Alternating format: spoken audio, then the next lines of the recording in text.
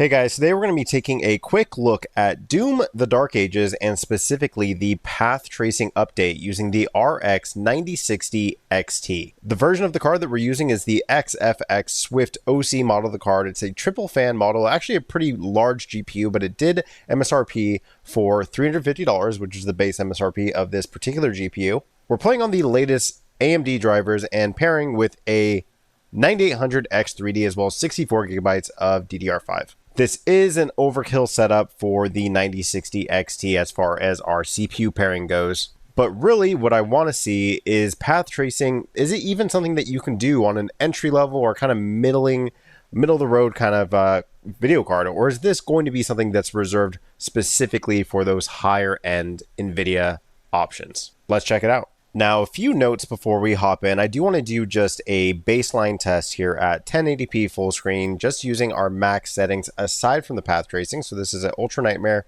We're able to drag our texture pool size all the way up without any major issues or any warnings when it comes to our video memory. But there's a few things I want to call out. First of all, as far as our upscaling goes, which even on NVIDIA cards, as we've seen in my latest video on the 5090 for path tracing, upscaling is something that you really do want to be using when you're running path tracing. So when we look at our upscaling options, we do have FSR. However, it does not use FSR 4. Doom: The Dark Ages uses the Vulkan graphics API, which is not supported for FSR 4. So unfortunately, even with the use of something like Optiscaler, it would not be something that we could actually enable.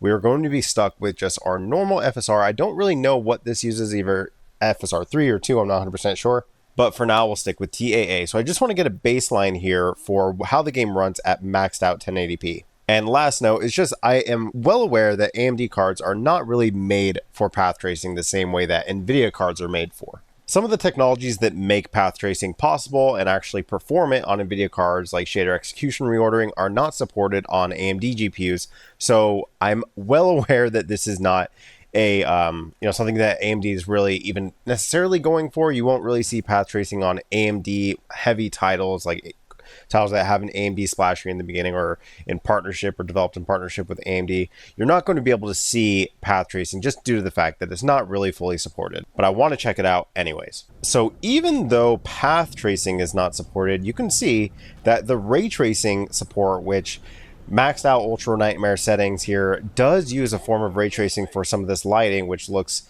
absolutely great. Ray tracing support is actually pretty solid as far as AMD cards go, especially RDNA 4 AMD cards. So here at 1080p, the game looks great. It's running really well.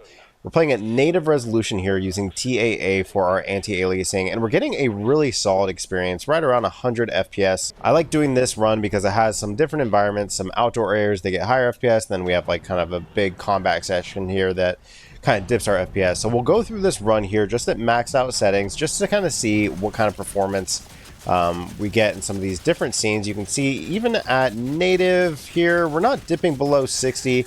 I mean, this card and this game are both pretty great as far as the value that you get. I mean, this game looks incredible even without path tracing turned on. And really, as we saw in our 5090 video, the path tracing, while it's nice to have, and in some scenes it is pretty dramatic and makes things look a bit better, it's not necessarily, even on super high-end cards, in my opinion, it's not really necessarily worth the performance impact. But as you can see here, we're getting right around into the 80s, sometimes 70s when we're doing something really intensive, but really still hovering right around 90 for our average. So finishing up this room here, we came down just to about 89. Now, when we enabled path tracing on our 5090, we saw the FPS not even half. It actually went down to a third of the FPS, all the way down to like pretty much somewhat unplayable territory. So I'll be interested to see what we get here. As you can see, 90 FPS. This is native, so looks great, super responsive, really clean frame times. Everything's rendering really smoothly, and the game looks great.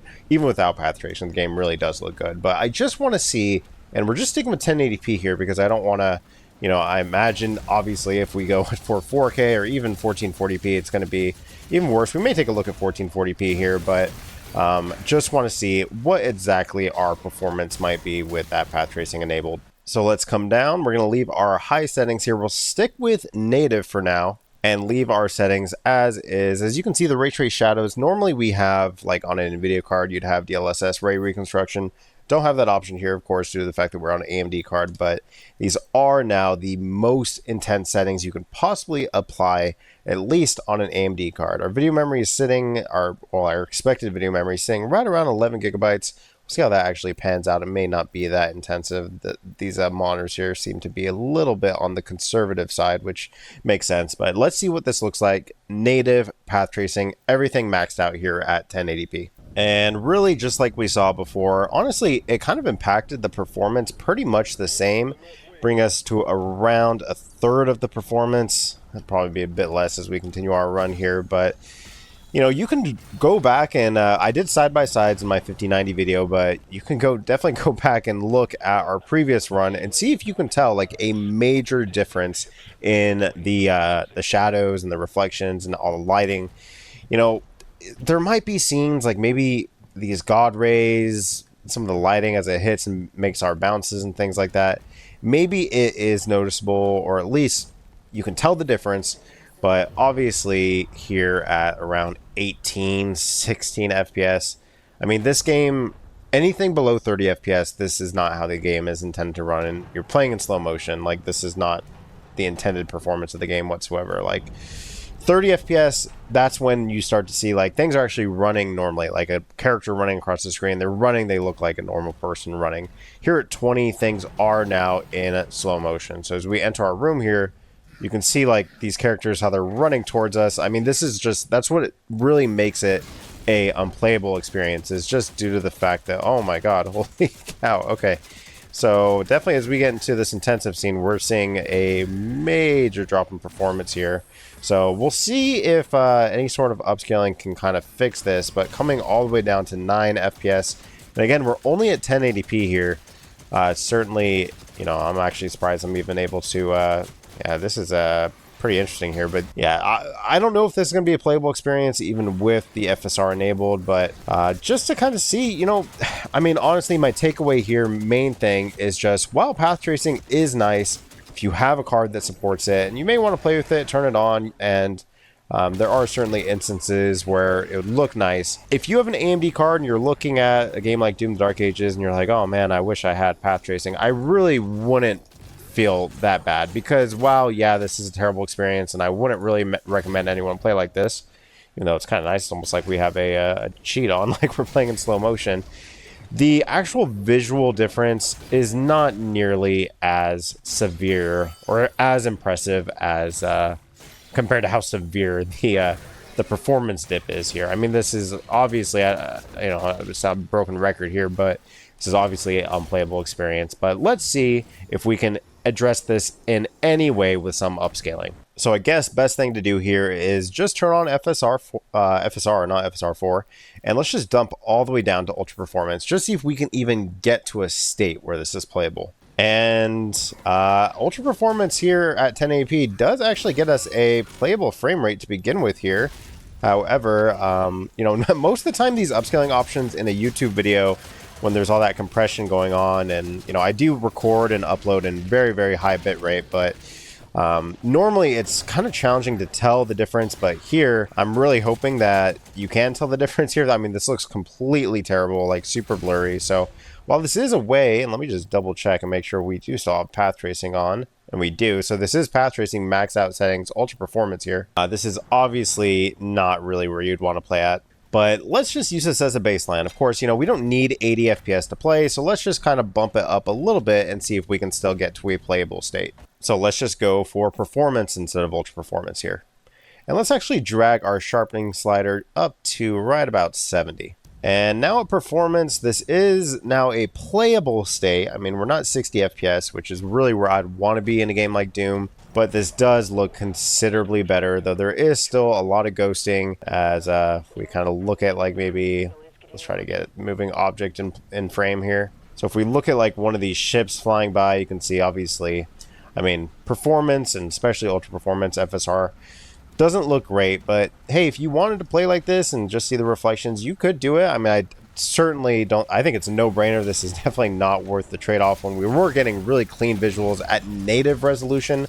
without the need for any sort of upscaling, getting, you know, about 100 FPS or just under, sitting, I think we're like right around 90. So definitely don't see the, you know, the the benefit here playing with so much upscaling going on. It kind of takes away the, you know, the visual improvement of path tracing. But yeah, I mean, takeaway here, in my opinion, is really just that I'll keep this one short. You know, I think it's an interesting look at a game. This is a 1080p card, really, and it can be stretched to 1440p. But, you know, really, path tracing, while it's nice on higher end GPUs, and especially when you have preset K and on NVIDIA cards have all those options, you can make it look nice and without really the need for, you know, much upscaling to hurt the actual picture. However, if you're on a lower end card, especially an AMD card, I don't think it's worth really exploring path tracing. It just doesn't look great with the amount of upscaling that you're going to have to introduce. And in my personal opinion, you're not really missing out on a ton. You know, the game looks great already. Like here, let's go back to our normal settings. So back to our without path tracing, and this is now at native TAA. And the game looks great, and now we're getting 100. And I really don't think, if you're on an AMD card, I don't think that you're really missing out on a ton. Now, there are games like Cyberpunk is certainly one of them that path tracing with like all the environments and how slowly you're walking through them, where, you know, maybe you're missing out on a little bit, and there are some pretty impressive scenes in a game like Cyberpunk. And a lot of games like Doom, definitely one of them, even with, you know, you would think Doom with some of these like interior lights, things like that, that it would be really impressive. But honestly, even just with our Ultra Nightmare settings without path tracing, all this lighting still looks incredible, and we're getting a native well above 60 FPS experience. So I'd way rather go for this. In fact, I'd probably rather go for these settings regardless, like even on something like a 5090. I think you're better off getting that extra boost to your performance without enabling so much aggressive upscaling. But that's just me.